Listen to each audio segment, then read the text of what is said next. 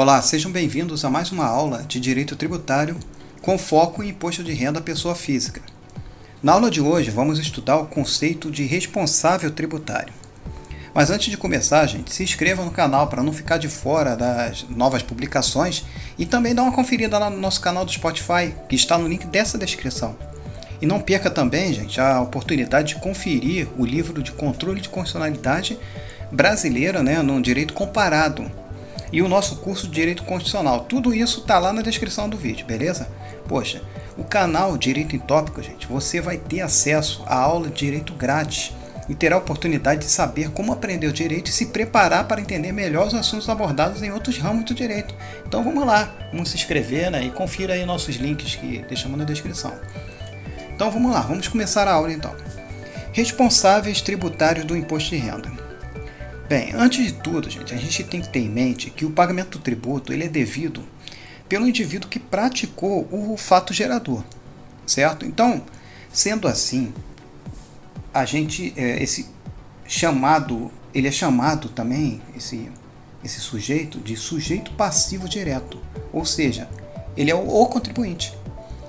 Do artigo 121, parágrafo único, inciso 1º lá do Código Tributário Nacional, a gente pode concluir que a responsabilidade do sujeito passivo direto, o contribuinte, ela é originária, diante da responsabilidade direta em pagar o tributo decorrente daquele fato gerador. Vejamos aqui o 121, parágrafo único, inciso 1º do CTN. Artigo 121. Sujeito passivo da obrigação principal é a pessoa obrigada ao pagamento de tributo ou penalidade pecuniária. Parágrafo único. O sujeito passivo da obrigação principal diz-se, inciso 1º, contribuinte, quando tenha relação pessoal e direta com a situação que constitua o respectivo fato gerador.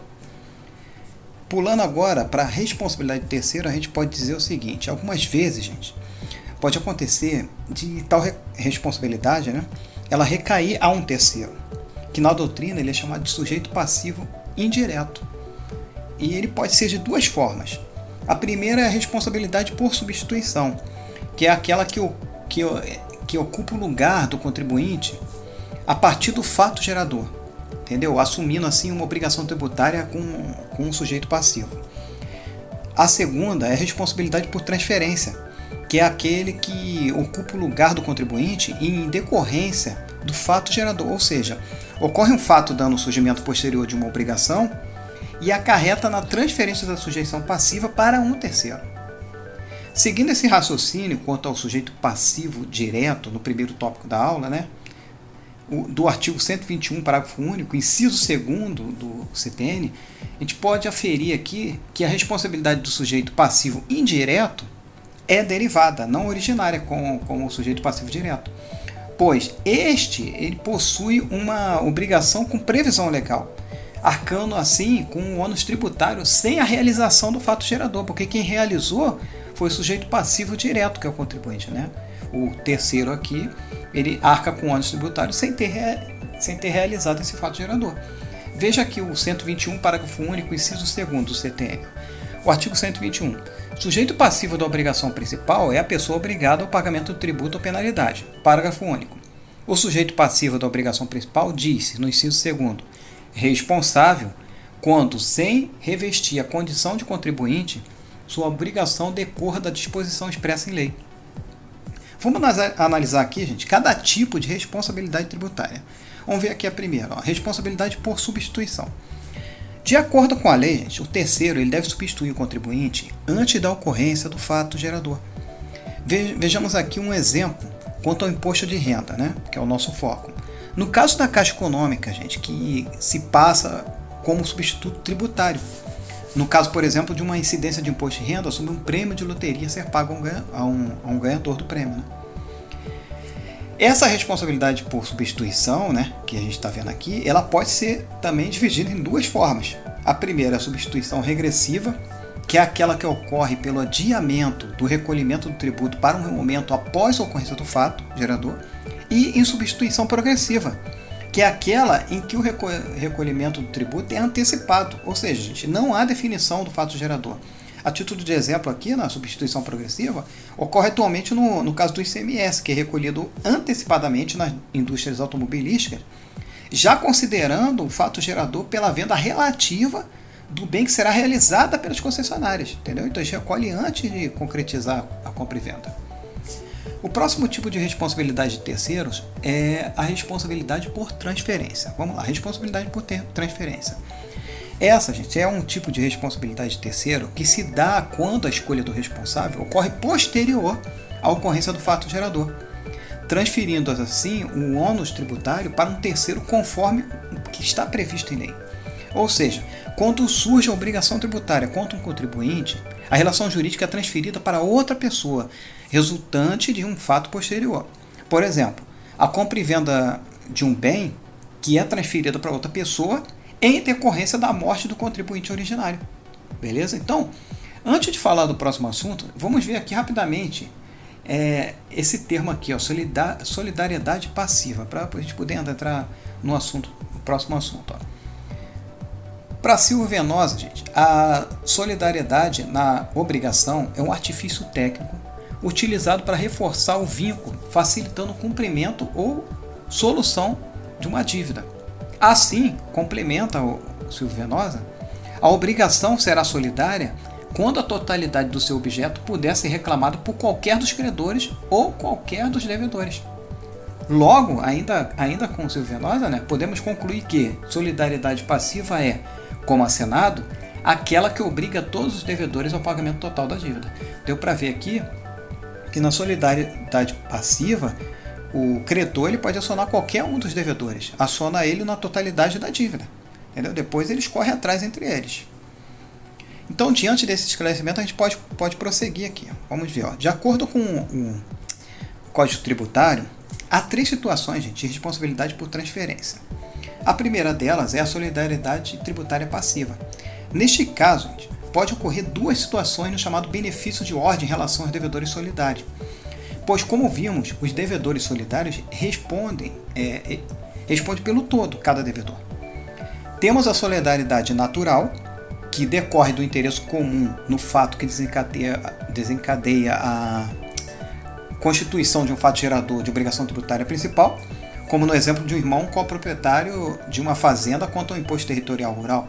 E a solidariedade legal, que é aquela expressa em lei para sua ocorrência.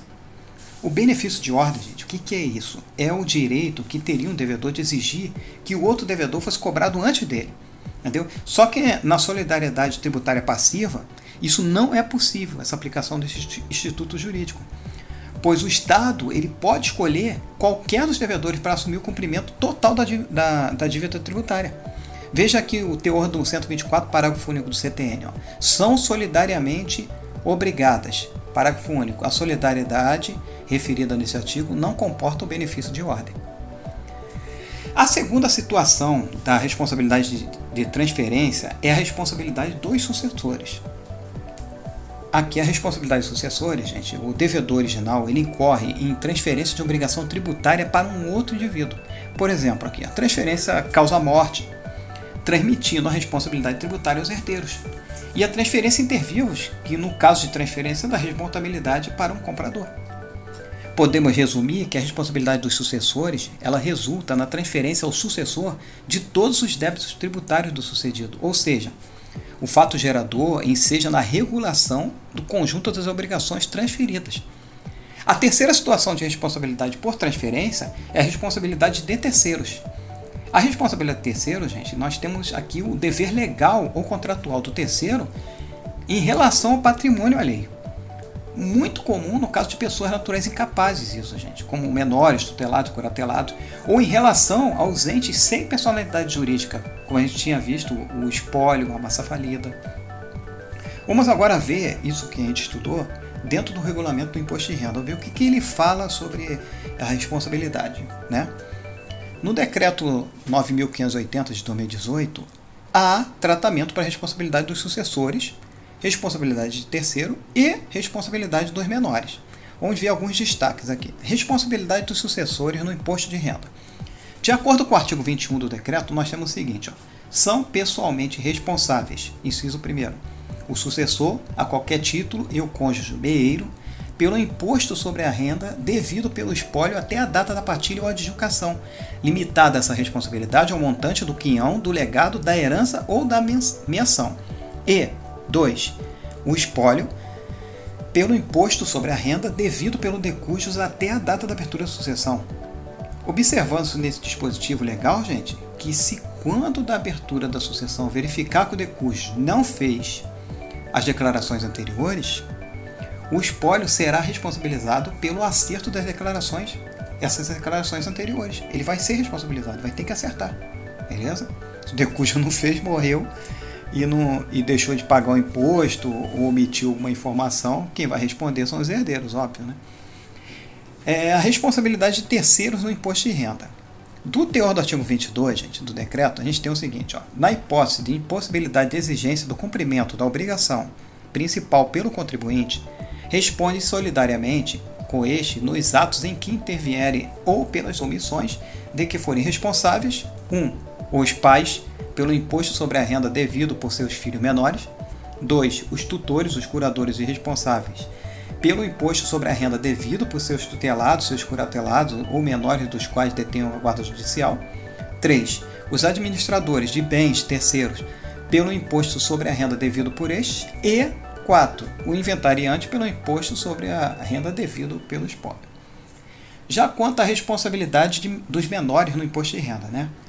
No artigo 25 do decreto, os rendimentos de bens deles devem responder pela parcela correspondente do imposto de renda, de forma proporcional em relação aos rendimentos tributáveis e o resultado da base de cálculo do imposto, no caso de uma declaração em conjunto com a declaração dos seus genitores ou responsáveis. Bem, gente, diante dessa explanação, chegamos ao final de mais uma aula de direito tributário com enfoque no imposto de renda da pessoa física, onde a gente estudou aqui a responsabilidade tributária. Na próxima aula, vamos falar sobre o domicílio fiscal. Beleza? Então, ficamos por aqui e até a próxima aula.